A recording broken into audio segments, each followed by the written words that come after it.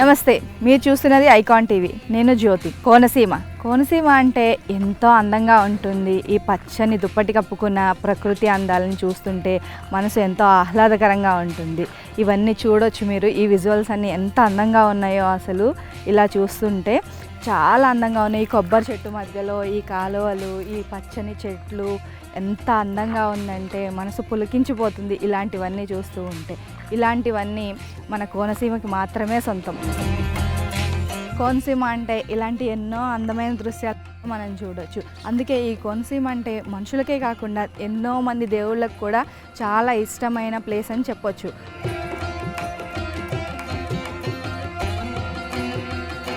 దేవుళ్ళకు కూడా ఎంతో ఇష్టమైన ఈ ప్రకృతి అందాలకు పుట్టినిలైన కోనసీమలో మనం ఈరోజు ఒక ముఖ్యమైన దేవాలయం గురించి తెలుసుకోబోతున్నాం. ఈ ప్రసిద్ధి చెందిన దేవాలయం మరెక్కడో లేదండి, ఈ గ్రామంలోనే ఉంది. ఈ గ్రామం పేరు వాడపల్లి. వాడపల్లి వెంకటేశ్వర స్వామి వారిని 7 వారాల వెంకటేశ్వర స్వామి వారు కూడా అంటారు.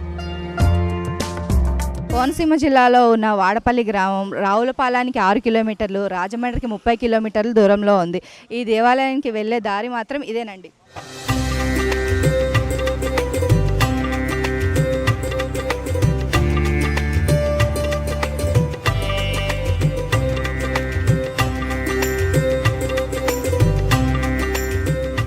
స్వామివారి 7 వారాలు 7 ప్రదక్షిణలు పూజ చేయించుకున్న తర్వాత ఈ అష్టోత్తర పూజ అనేది ఖచ్చితంగా చేయించుకోవాలి. ఈ పూజ చేయించుకున్న తర్వాత మాత్రమే ఈ 7 వారాల పూజ ముగుస్తుంది. చూడండి, మనము ఈ అష్టోత్తర పూజ దగ్గర అయితే ఉన్నాము. ఈ కళ్యాణ మండపం దగ్గర వేలాది మంది భక్తులు ఎంత చక్కగా పూజ చేయించుకుంటున్నారో భక్తి శ్రద్ధలతో.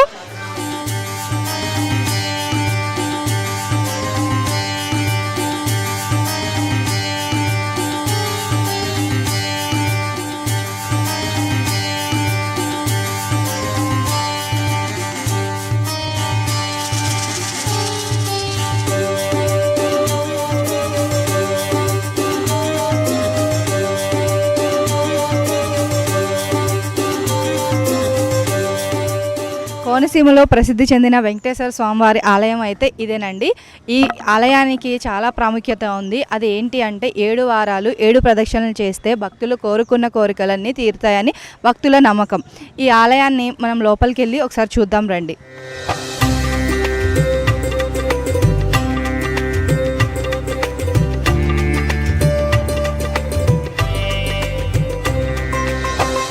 ఈ 7 వారాల వెంకటేశ్వర స్వామివారిని దర్శించుకోవడానికి ప్రతి శనివారం వేలాది భక్తులు విచ్చేస్తూ ఉంటారు. ఈ స్వామివారి యొక్క విశిష్టత ఏంటి అనేది లోపలికి వెళ్ళి తెలుసుకుందాం రండి.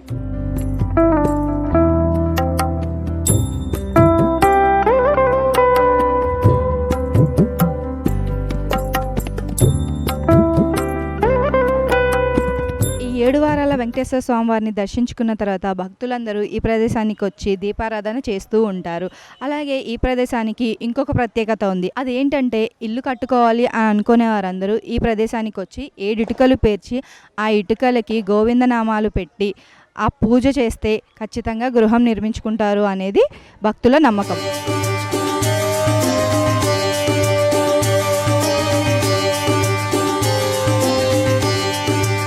వాడపల్లి వెంకటేశ్వర స్వామి వారు ఎంతో మహత్యం గల దేవుడని అందరికీ తెలుసు. అలాగే ఈయనను దర్శించుకోవడానికి దేశం నలుమూల నుంచి భక్తులు వస్తారు. ఇక్కడున్న భక్తులను అడిగి ఈయన విశిష్టత ఏంటి అనేది తెలుసుకుందాం రండి. నా పేరు రాజేశ్వరి. మేము అనకాపల్లి గ్రామం నుంచి వచ్చాము. ఈ చుట్టుపక్కల ఉన్న వాళ్ళంతా మా గ్రామం సైడు వచ్చి చెప్పడం వల్ల మాకు తెలిసి మా టీం మొత్తం మా ఫ్యామిలీ మెంబర్స్ అందరూ ఒక వారం వచ్చాము. తీరా ఇక్కడికి వచ్చి చూసేసరికి తిరుపతి లాగా అనిపించి ఇక్కడ ఉన్న జనము అంతా చూసి ఒక రెండో తిరుపతి అన్న ఫీలింగ్ వచ్చింది. స్వామిని దర్శించుకోగలనే మనసుకి ఏదో తెలియని ఒక ప్రశాంతత. 7 వారాల్లోనే 3వ వారానికే మేము అనుకున్న ఒక కోరిక తీరింది. సో ఈ 7వ వారం ఇప్పుడు మాది. అందువల్ల మేమంతా ఫ్యామిలీస్తో వచ్చి కళ్యాణం చేయించుకుందామని నిర్ణయించుకున్నాం. నిజంగా ఈ వాడపల్లి స్వామి వల్ల మా అనుకున్న కోరికలు తీరాయి. అలాగే మా ఊరి నుంచి మా తరపున తెలిసి చాలామంది కూడా వస్తున్నారు. ఒక 5-6 గంటల ప్రయాణం చేసి వస్తున్నాము. చాలా బాగుంది.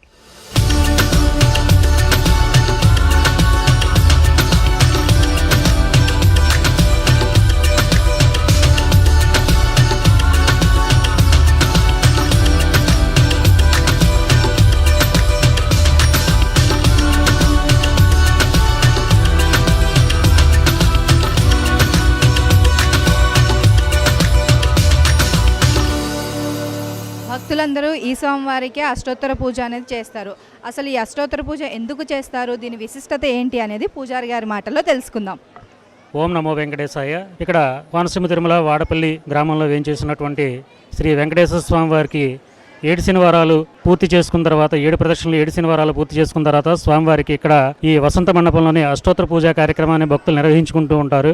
ఎందువలనంటే ఈ స్వామివారి యొక్క సంపూర్ణమైనటువంటి అనుగ్రహాన్ని పొందడానికి ఇక్కడ ఈ అష్టోత్తర పూజా కార్యక్రమాన్ని నిర్వహించుకుని స్వామివారి యొక్క మొక్కులు చెల్లించుకుంటూ ఉంటారండి.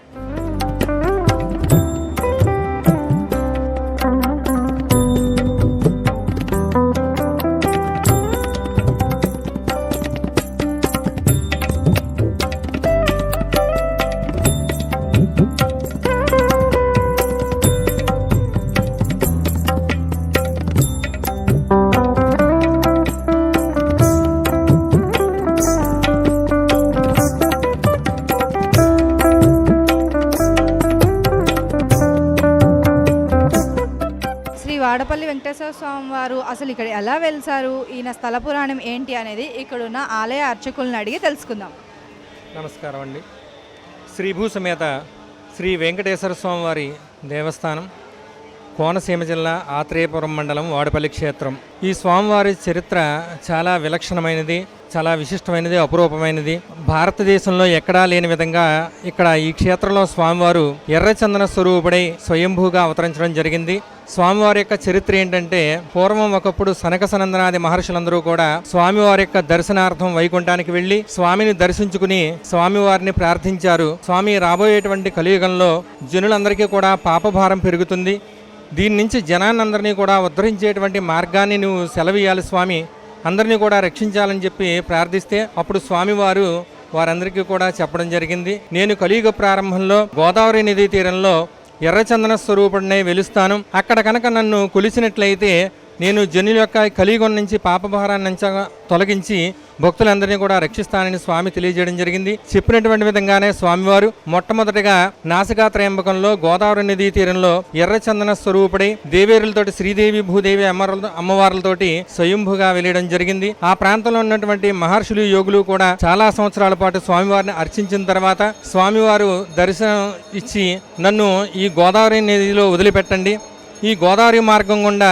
నేను నౌకాపురి అనేటువంటి గ్రామం చేరతాను, ఆ గ్రామంలో కనుక నన్ను అర్చించినట్లయితే ఈ జనులందరినీ కూడా పాపభారం నుంచి రక్షిస్తాను అని చెప్పి స్వామివారు తెలియజేయడం జరిగింది. చెప్పినటువంటిదిగానే ఆ మహర్షులందరూ కూడా వారు చేసినటువంటి తపస్సు యాగ ఫలితాలన్నీ కూడా స్వామి అమ్మవార్లకి సమర్పించి ఆ 2 విగ్రహాలని కూడా ఒక చందన వృక్ష పేటికలో పెట్టి గోదావరి ప్రవాహంలో వదిలిపెట్టారు. అది కాలక్రమేణా ప్రవాహంలో ప్రయాణిస్తూ దండకారణ్యం పిలువబడేటువంటి ప్రాంతానికి వచ్చిన తర్వాత ఈ గ్రామం ఎదురుగుండా ఇసుకలో ఆగిపోయింది. స్వామివారు చెప్పినటువంటి నౌకాపురి గ్రామం ఇదే. పూర్వం ఇది నౌకాపురి అని పిలువబడేది. వాడుకలో క్రమంగా ఇది వాడపల్లి కింద ప్రసిద్ధి చెందింది. ఈ గ్రామానికి చేరిన తర్వాత స్వామివారు గ్రామస్తులైన వృద్ధ బ్రాహ్మణులకి స్వప్నంలో దర్శనమిచ్చి నేను మీ యొక్క నదీ తీరంలో ఉన్నాను, బయటకు తీసి అర్చించండి అని చెప్పి స్వామి తెలియజేశారు. ఈ విషయం తెలిసినటువంటి గ్రామస్తులందరూ కూడా నదీ తీరానికి వెళ్లారు, కానీ వారికి ఆ చందన వృక్ష పేటిక కనిపించడం, దగ్గరికి వెళ్లేసరికి మాయమైపోతుండడం కింద జరిగింది. వారు ఏమీ చేయలేని నిస్సహాయ స్థితిలో వెనక్కి వచ్చేస్తే ఆ రోజు రాత్రి స్వామి మళ్ళీ ముందుగా దర్శనమిచ్చడానికే మళ్ళీ స్వప్నంలో దర్శనమిచ్చి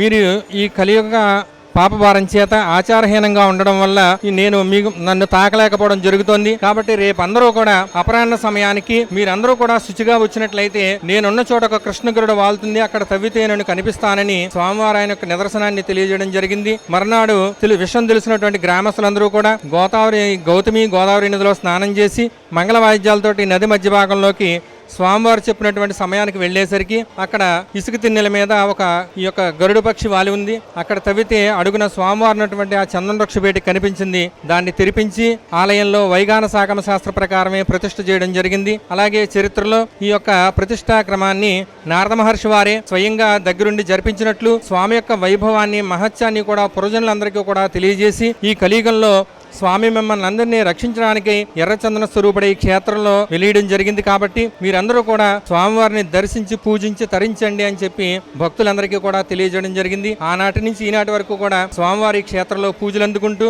ఈ భక్తజనులందరినీ కూడా రక్షిస్తూ ఉన్నారు. అదేవిధంగా ఈ స్వామివారి యొక్క కళ్యాణం చైత్రశుద్ధ ఏకాదశి నుండి పౌర్ణమి వరకు కూడా జరపబడుతుంది. అదేవిధంగా ఈ స్వామివారికి విశేషం ఏంటంటే 7 శనివారాలు క్రమం తప్పకుండా వరుసగా దర్శించుకున్నట్లయితే స్వామివారి యొక్క మన మనోభీష్టాలన్నీ కూడా నెరవేరుస్తారు. కాబట్టి ఇక్కడ ప్రతి శనివారం 50 నుంచి 60 వేల మంది భక్తులు దర్శించుకుంటారు. తిరుమలలో మాదిరిగానే ఇక్కడ స్వామివారికి వైగాన సాగమం ప్రకారం అర్చనాది కార్యక్రమాలు, పవిత్రోత్సవాలు, బ్రహ్మోత్సవాలు మొదలైన కార్యక్రమాలన్నీ కూడా నిర్వహించబడతాయి. కావున భక్త మహాశలందరూ కూడా మీకు అవకాశం ఉన్నప్పుడు తప్పనిసరిగా మీరు మీ యొక్క కుటుంబంతో వచ్చి స్వామివారిని దర్శించుకుని తరించవలసిందిగా కోరుతున్నాం. ఓం నమో వెంకటేశాయ.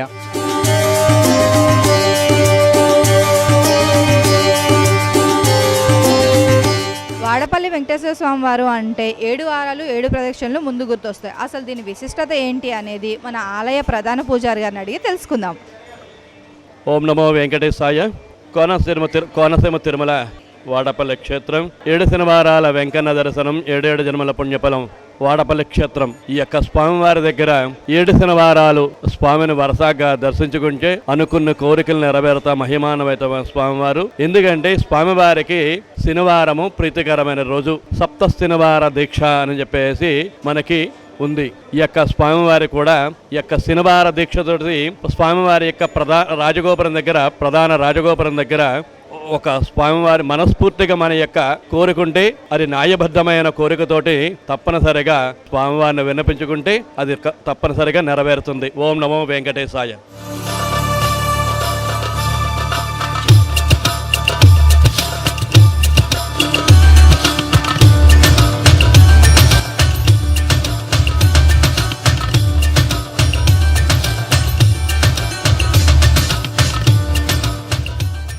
ఇలాంటి ఆధ్యాత్మిక విషయాలు మరెన్నో మంచి విషయాలు తెలుసుకోవడం కోసం మా ఛానల్ని సబ్స్క్రైబ్ చేసుకోవాలి కదా మరి.